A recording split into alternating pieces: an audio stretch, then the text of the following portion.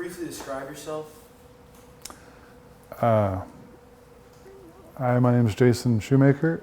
I was a Navy veteran from 1999 through 2007.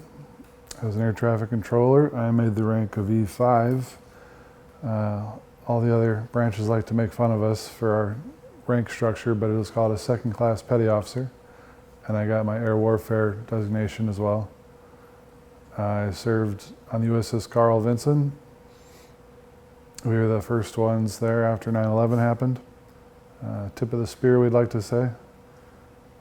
I also served Naval Air Station North Island for another 5 years after that. And deployed twice, both in Operation Iraqi Freedom and Operation Enduring Freedom. Jason, would you like to tell us why you wanted to join the military? What pushed you to join the military? It's a loaded question, but a lot of answers there. I personally felt the need to.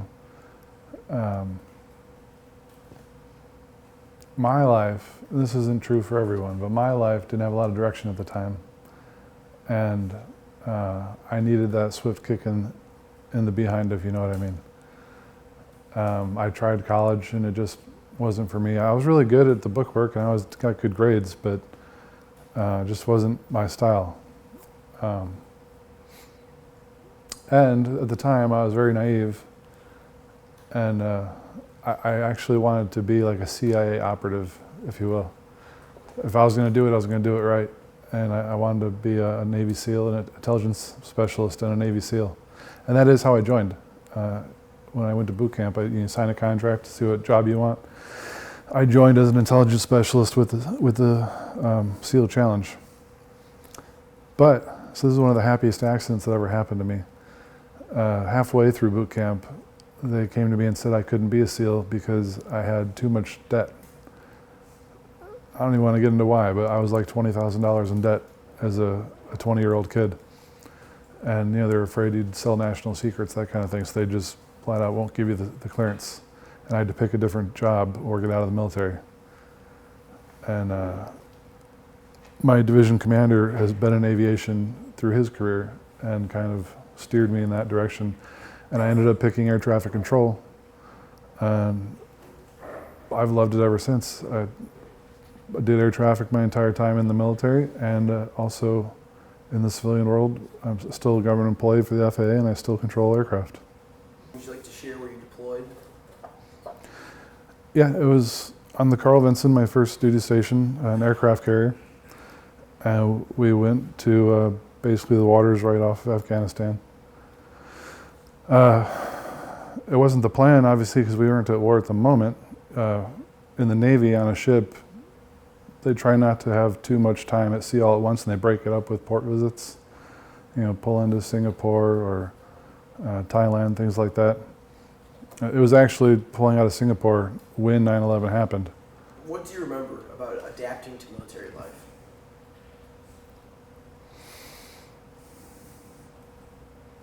I remember there was a breaking point in boot camp. And you may hear this, and people may tell you this, but it doesn't really make sense unless you would live through it. The mental conditioning, and they definitely break you down and kind of brainwashing a little bit, if you will. But there's a point where they really instill the idea of brotherhood and teamwork and things of that nature in a very rough way. And at a certain point, I remember they got us all to everyone in my division in boot camp to the point of breakdown, and then we were all standing at attention after getting yelled at or whatever, and they played what is it, Len Greenwood, that song, "I'm proud to be an American." Yeah. Every one of us broke down in tears. And that was the moment. Yeah. What are some skills or lessons that you learned from your service? Well, skills that carried over into adult life and getting a career was air traffic. I learned a lot. Didn't have to go to school or college to get a good paying job. Like I said, I'm very grateful for everything I learned in the military. This may sound corny, but we call this the RTC maxim.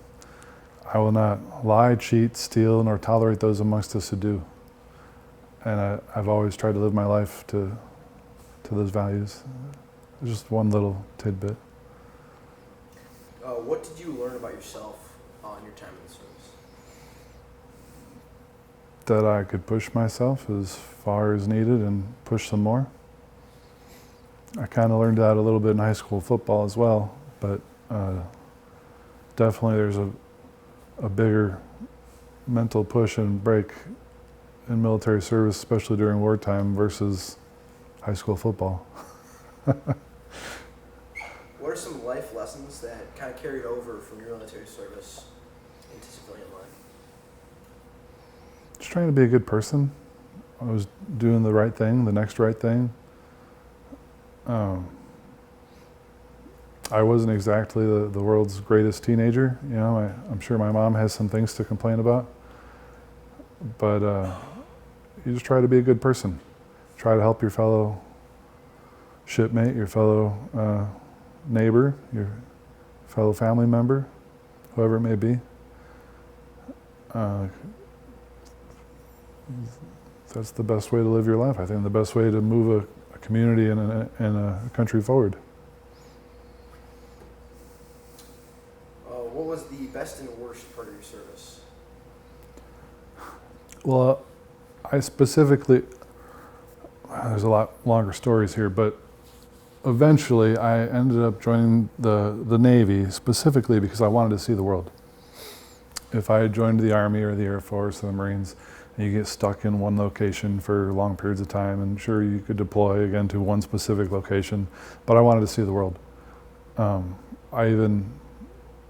Like I said earlier, I did well in school, all my grades and tests. I was top of my class when I graduated the ATC school in Pensacola, Florida. I could pick anywhere I wanted to go, those kind of things. I specifically picked an aircraft carrier. The only one available at the time was the Carl Vinson.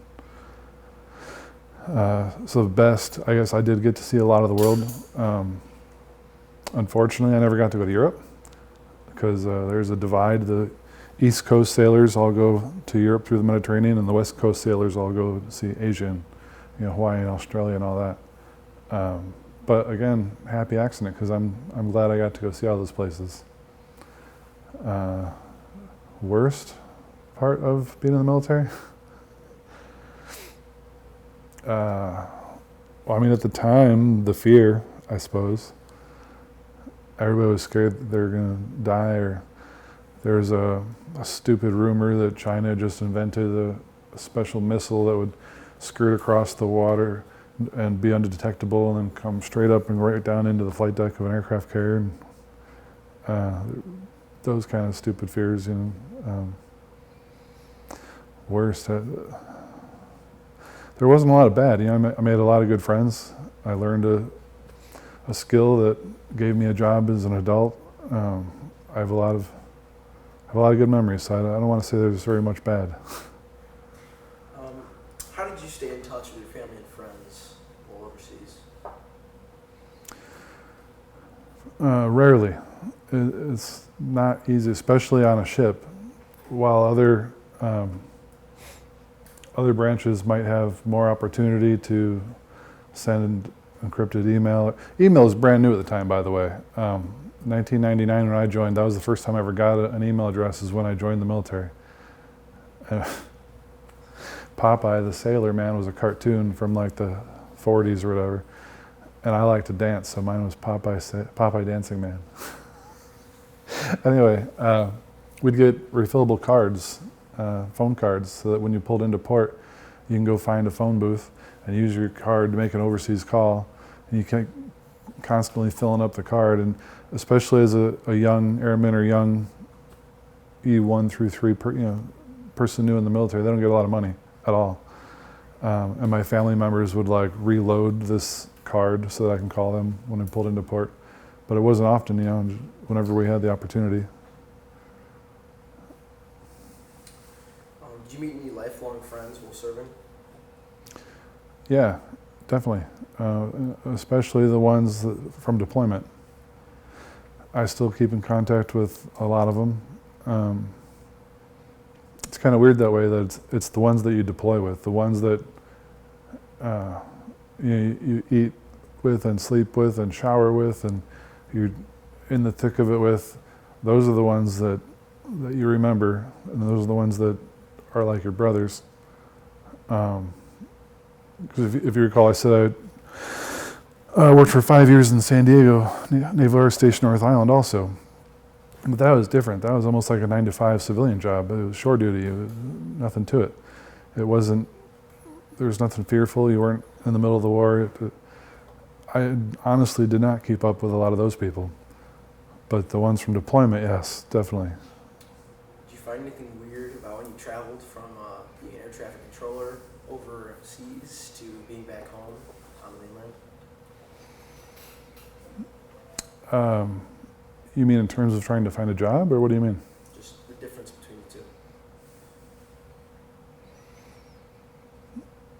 two. Well, there's definitely a period of time transitioning from military life and mental state to civilian that has nothing to do with a job. And that's different for everybody, and it's harder or easier for everybody. And that's really hard to put into words. After you come back from being in the military, it's like nobody else understands anything you have to say or any feelings you have.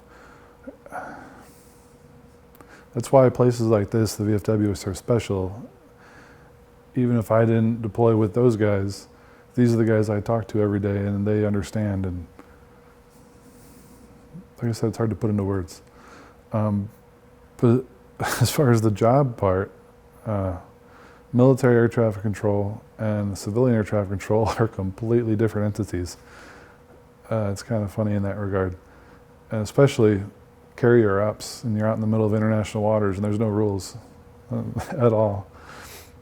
You know, we'd have once in a while a steel beach picnic, we would call it, after like 100 days at sea or whatever. They'd let us, some of the people on the ship had played instruments, and they'd form a little band, and they'd let us barbecue up on the flight deck. Not very often. It only happened once, right, in 3 years. Was there anything you took for granted about civilian life?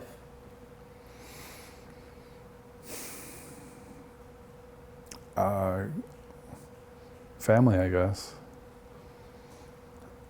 I didn't realize how much I would miss them, how far away I'd be, how few times I'd be able to contact them. I guess that would be my answer. Is there anything that you wish civilians understood about the military? Just that every veteran is different. Every veteran went in for different reasons. Every veteran came out in different circumstances. But at the end of it, they all did it for you. Yeah. Was transitioning back to civilian life hard at all, or do you have any difficulties? Yeah. Definitely. Especially monetarily or financially. It wasn't that easy to find a job. I work for the FAA now, Federal Aviation Administration, and after a lot of work trying to apply, they did actually offer me a job, obviously, and I'm there now, but I didn't accept it for like 3 years because the pay was so low. I was working for a security company, making like $20 an hour back in 2007, so to me that was like most I had ever made. I was like, holy cow, that's a lot of money. And it was close to home and family. And there wasn't a lot of career opportunities for the future, but it was working, right? And I had kids, so. But it took me like a year and a half to even get that security job. And it was rough. I remember, I think they might have changed this now, but at the time I used the normal MGI bill. I think now there's called a post 9/11 MGI Bill, and it helps veterans go to school, pay for school. And as an Illinois vet, the state would let me go to school for free. And then the MGI Bill money from the federal government was cash in my pocket. And that was the only way I was able to survive and, you know, feed my kids, was by going to work full time and school full time to get that extra money to pay for milk and bread. And yeah, it was definitely difficult financially. I'm sorry, it's a long-winded answer. Did you see any changes in what you value or appreciate after you served?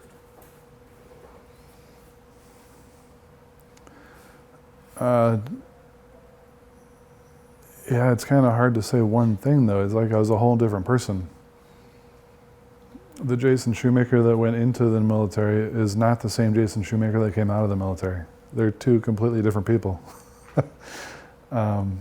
So the things that they valued and the things that they enjoyed doing, the things that they cared about, were totally different. I mean, I went in a punk kid and I came out a father and a man. So I valued family. I valued family a lot more coming out than going in. Can you tell us a little bit about what you did day to day as an air traffic controlman on a carrier? Sure. So for starters, it's weather dependent. So the type of operations we did were case 1, case 2, case 3, and those were reliant on the weather, the ceiling, if it's raining, poor visibility, those kinds of things. And then different rules would apply, the amount of controllers or the distance required between people, that would all change.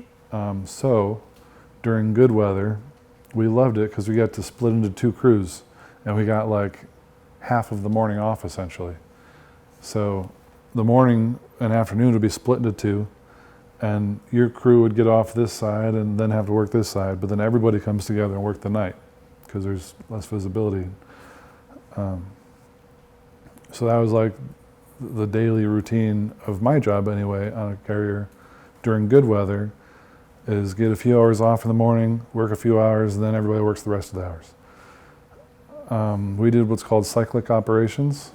So every hour on the hour, probably 15 to 20 aircraft would launch out, and then we'd recover and land the last 15 or 20 that launched right before them.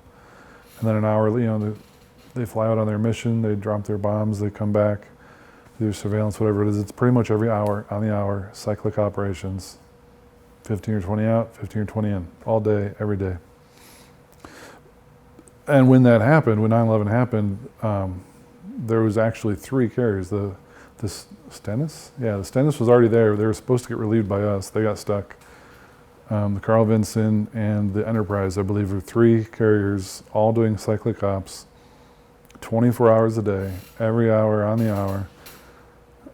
A long time. My ship was out 115 days straight. So that was your life. At the time I smoked cigarettes, and everybody would run. After you recovered those 15 or 20 aircraft, there'd be a small break in activity before the next hour launch, and everybody who smoked would run as fast as they could, because there's only 2 spots on an aircraft carrier. There's 5,000 people on an aircraft carrier, and 2 little tiny spots with that could fit 20 people. And then there'd be a line of 100 to 200 people deep trying to get in to smoke a cigarette before their next operation or whatever. And so I remember I would, especially at night after everything was finally done for a while, I'd go out there and smoke like 10 cigarettes in a row, sitting on top of a 5-gallon bucket and reading. That's when I first read Lord of the Rings. I would just read and read and read, and there was nothing else to do out there, you know. You could either work out or sleep or smoke and read. That's like the only 3 things you could do in the very limited free time that you had. Yeah. So Yeah. that's what it was like. Yeah. Was there, did your ship, can you tell me a bit, did you ever, is there anything historic that you maybe did? I know some ships cross over the equator multiple times, or... Did you have any problems while underway? Funny you should mention that. Yeah. So this is a Navy only thing. When you cross the equator, you become what's called a shellback. And if you were to cross the prime meridian and the equator, then you're a golden shellback. I didn't get to be a golden shellback, but I was a shellback, and just barely. Our captain at the time was like hell-bent on crossing the equator because he wanted to get us all this opportunity. But there was like a hurricane coming from whatever direction, you know, and he's like, "Screw it, full speed ahead," right? And months prior, our division officer, oh, this lady, she's so cruel. While we were in Thailand, picked up a bunch of fish guts, like garbage bags full of just dead, rotted fish guts, essentially. And we had made these T-shirts and, like, you know, cut strips in the sleeves and wrote polywog on them and whatever. And then we all threw these T-shirts in the garbage bag with the fish guts, and they sat and rotted for like 2 months, right, in preparation for this ceremony. And so on the day that we were supposed to cross the equator, and they brought out these damn garbage bags. The second we opened them up, 3 people in my division just puked instantly all over the place. It was so gross. Everywhere we went on the ship, that people smelled us. They knew who we were. Like, nobody else did except for our division, because, like I said, it was horrible. And you'd have to do different, like, stations. For instance, if you were in football practice, it'd be a tackling practice, and then the next one is how fast can you run the 40 yard, whatever. There's different stations of things you'd have to do, and they're all kind of, I don't know, things I should probably talk about. But the point is, rewind a little bit. We were headed straight into a damn hurricane, and at the time we were on the mess decks where people eat, and the tables aren't bolted down because you got to be able to move them to sweep and clean. There was lights similar to this one here, though, where there were LEDs and they're hanging by metal conduit a foot or 2 down from the ceiling. And I remember the ship was moving so severely in the storm, like if this was the flight deck and we were listing, and like this, to where the sides of the aircraft carrier were literally touching, the top of it, the flight deck was touching the water as it was going like this. So the tables in the mess deck where I were all slamming all across the room, like one way and then back the other way, salt and pepper shakers everywhere. And I remember grabbing onto this damn light and my body like going left to right like that. It was pretty intense and crazy. They had to shut it down. We did cross into the equator, past the equator, but not everybody got to finish all of the parts, if that makes sense. I kind of forgot about that until right now. Yeah. Was there any fun experiences, or just what was your experience while being in port in different countries and stuff? What did you do? Well, that was the best part. Like I said, that's why I joined the Navy. I wanted to go see the world. So I got to pull into Hawaii many times. Pattaya Beach, Thailand was probably my #1 favorite by far. Busan, Korea, Japan, Guam. Just making those memories with my shipmates. Even in Thailand, Navy, right? We can only pull into port cities, but then in Thailand we took I say taxi, but it was more like a pickup truck with 2 little bench seats in the back, and drove it for like at least 2 or 3 hours to Bangkok because we wanted to go see Bangkok. Or when we pulled into Yokosuka, Japan, I believe it was, again, we wanted to get on some public transportation and go to Tokyo because why not, right? I remember looking like left and looking right on the subway over like just a sea of short people. I'm 6'2", right? And then I'd see like one tall white guy way in the distance. I'm like, hey, it's another Navy guy, right? But we had a lot of fun. We had to. Like, you're out there to sea for so long. And that's the whole point, is you're cutting loose. And I probably shouldn't be saying alcohol is good or great, but you know, you're not allowed to while you're at sea. So when we pulled into port, we had a few beers and we had a few laughs and saw the sights. In Thailand, you could ride an elephant and pet a tiger. You know, you can't do that stuff here. If you have anything else you'd like to share, any stories you'd like